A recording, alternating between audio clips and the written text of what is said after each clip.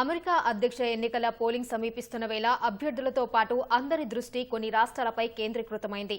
అవే swing states. తటస్థ ఓటర్లతో అధ్యక్ష ఎన్నికలను ప్రభావితం చేయగల రాష్ట్రాలు ఈసారి 7 ఉన్నాయి. అందుకే డెమోక్రటిక్ పార్టీ అభ్యర్థి కమలా హారిస్, రిపబ్లికన్ అభ్యర్థి డొనాల్డ్ ట్రంప్ స్వింగ్ రాష్ట్రాలను గెలుచుకోవడానికి సర్వశక్తులు ఒడ్డుతున్నారు. 2020లో 7 రాష్ట్రాలకు 6 జో బైడెన్ పైచేయి సాధించి 306-232 ఓట్ల తేడాతో అధ్యక్ష పీఠం అధిష్ఠించారు. ఒక్క నార్త్ కరోలినాలో మాత్రమే అప్పుడు ట్రంప్ ఆధిక్యంలో నిలిచారు. ఈసారి స్వింగ్ రాష్ట్రాల్లో ట్రంప్ హారిస్ మధ్య పోరు పోటాపోటీగా ఉంటుందంటున్నారు. అమెరికాలో ఓటర్ల రాజకీయ అనుబంధం బహిరంగంగా ఉంటుంది. చాలా మంది తాము ఏ పార్టీకి మద్దతిస్తామో ముందే చెప్పేస్తారు. రిపబ్లికన్లు డెమోక్రాట్లుగా గుర్తింపు కూడా పొందారు. తద్వారా రిపబ్లికన్లు డెమోక్రాట్లకు ఏ రాష్ట్రాల్లో మద్దతు ఉంటుందనేది దాదాపుగా తెలిసిపోతుంది. అయితే కొన్ని రాష్ట్రాల్లో ప్రజలు మాత్రం పార్టీల సిద్ధాంతాలకు కట్టుబడకుండా తటస్థంగా ఉంటారు. ఏ పార్టీకి గుడ్డిగా మొగ్గు చూపరు. ఆయా రాష్ట్రాలే ఎన్నికల్లో ఫలితాలను మార్చేస్తుంటాయి. వీటినే స్వింగ్ రాష్ట్రాలుగా పరిగణిస్తారు. ఈసారి ఎన్నికల్లో Pennsylvania, North Carolina, Georgia, Michigan, Arizona, Wisconsin, నెవడాను స్వింగ్ రాష్ట్రాలుగా భావిస్తున్నారు.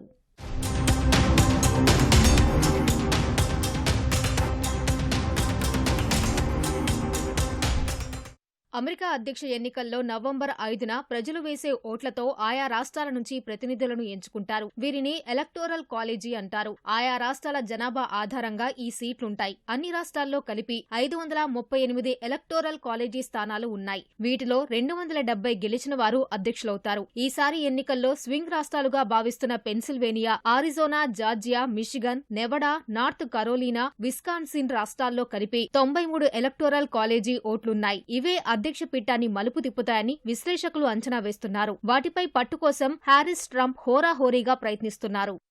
ప్రస్తుతం ఉన్న స్వింగ్ రాష్ట్రాల్లో పెన్సిల్వేనియా రాష్ట్రంలో అత్యధికంగా 19 ఎలక్టోరల్ ఓట్లు ఉన్నాయి. 2020లో జరిగిన ఎన్నికల్లో డెమోక్రాట్ల అభ్యర్థి బైడెన్ 1.16% ఆధిక్యం సాధించారు. డెమోక్రాట్ల కంచుకోటగా చెప్పే ఈ రాష్ట్రంలో ఇటీవల రిపబ్లికన్లు బలమైన పోటీ ఇస్తున్నారు. సమకాలీన ఎన్నికల్లో పెన్సిల్వేనియా 7 సార్లు డెమోక్రటిక్ అభ్యర్థికి, 5 సార్లు రిపబ్లికన్లకు మొగ్గు చూపింది. ఇక్కడ దశాబ్దాలుగా పారిశ్రామిక ప్రగతి తిరోగమనంలో ఉంది. ట్రంప్ పై జులైలో హత్యాయత్నం జరిగింది కూడా ఇక్కడే. ఈ నేపథ్యంలో వలసదారుల వల్ల కలిగే నష్టంపై ట్రంప్ మద్దతుదారులు పెద్ద ఎత్తున ప్రచారం చేస్తున్నారు. గ్రామీణ, పట్టణ శివార్లలో ఓటర్లను ఆకట్టుకోవడానికి ఇంటింటికి వెళ్లి ప్రచారం సాగిస్తున్నారు. మరోవైపు హారిస్ వర్గం పట్టణ ప్రాంత ప్రజల ఓట్లపై ఆశలు పెట్టుకుంది. $100 బిలియన్ పరిశ్రమలు ప్రారంభిస్తామని హారిస్ హామీ ఇచ్చారు. అయితే పెరిగిన ద్రవ్యోల్బణం ఈసారి ఎన్నికల్లో ప్రభావం చూపుతుందని అంటున్నారు.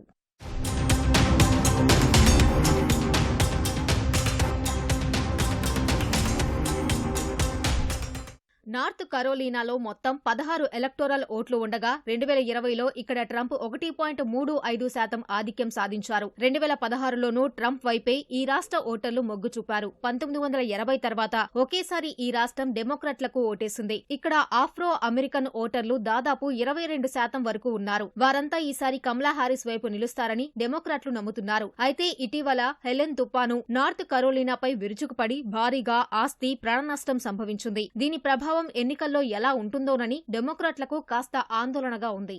మరో స్వింగ్ రాష్ట్రం జార్జియాలో 16 ఎలక్టోరల్ ఓట్లు ఉండగా 2020లో బైడెన్ ట్రంప్పై 0.24% ఆధిక్యం సాధించారు. అయితే స్వల్ప మెజారిటీని తన వైపు తిప్పేలా చేయాలని ఎన్నికల అధికారులపై ట్రంప్ ఒత్తిడి తెచ్చినట్లు అప్పట్లో కేసు నమోదైంది. ఈ కేసును 2024 ఎన్నికల ఫలితాల వరకు వాయిదా వేయడం ట్రంప్నకు ఊరట కలిగించింది. ఆఫ్రో అమెరికన్లు ఎక్కువగా ఉండే ఈ రాష్ట్రం 1992 నుంచి డెమోక్రటిక్ అభ్యర్థికి ఒక్కసారి కూడా మెజారిటీ ఇవ్వలేదు. అలాంటిది 2020లో స్వల్ప తేడాతో బైడెన్ వైపు మొగ్గు చూపింది. ఈ 4 ఏళ్లలో మళ్లీ బైడెన్ పై ఆఫ్రో అమెరికన్లలో వ్యతిరేకత నెలకొన్నట్లు చెబుతున్నారు. అయితే అభ్యర్థి మారి హారిస్ రంగంలోకి దిగినందున డెమోక్రాట్లకు ఇబ్బంది ఉండకపోవచ్చని అంచనా వేస్తున్నారు.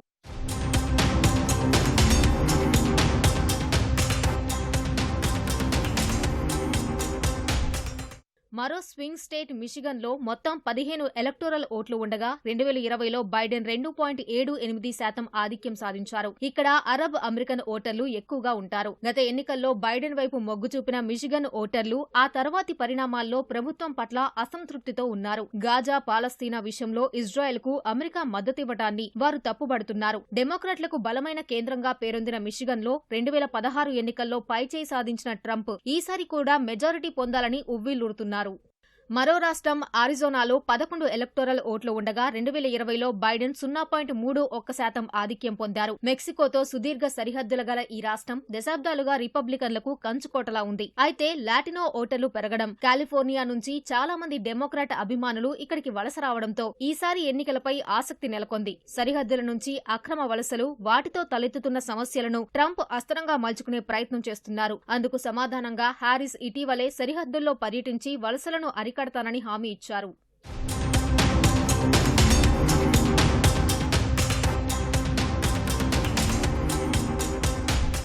మరో స్వింగ్ స్టేట్ విస్కాన్సిన్లో 10 ఎలక్టోరల్ ఓట్లు ఉండగా 2020లో ట్రంప్పై బైడెన్ 0.63% ఆధిక్యం సాధించారు. 2016లో ట్రంప్ కూడా స్వల్ప మెజారిటీనే పొందారు. 1988 నుంచి 2016 వరకు డెమోక్రటిక్ అభ్యర్థికే ఓటు వేసిన విస్కాన్సిన్స్ 2016లో మాత్రం ట్రంప్ వైపు మొగ్గింది. ఇక్కడ మూడో పార్టీ అభ్యర్థి ట్రంప్ హారిస్ ఫలితాన్ని ప్రభావితం చేసే అవకాశం ఉందంటున్నారు. రాబర్ట్ ఎఫ్ కెనడీ జూనియర్ స్వతంత్ర అభ్యర్థిగా తొలుత బరిలోకి దిగిన తర్వాత ట్రంప్నకు మద్దతుగా పోటీ నుంచి వెనక్కు తగ్గారు. గ్రీన్ పార్టీ అభ్యర్థిగా బరిలో ఉన్న జిల్ స్టెయిన్ ను అనర్హుడిగా చేసేందుకు డెమోక్రాట్లు ప్రయత్నిస్తున్నారు. విస్కాన్సిన్స్ లో ఈసారి నెగ్గుతామని ట్రంప్ బలంగా చెబుతున్నారు. రిపబ్లికన్ పార్టీ జాతీయ సదస్సును కూడా ఈసారి విస్కాన్సిన్స్ లోనే నిర్వహించారు.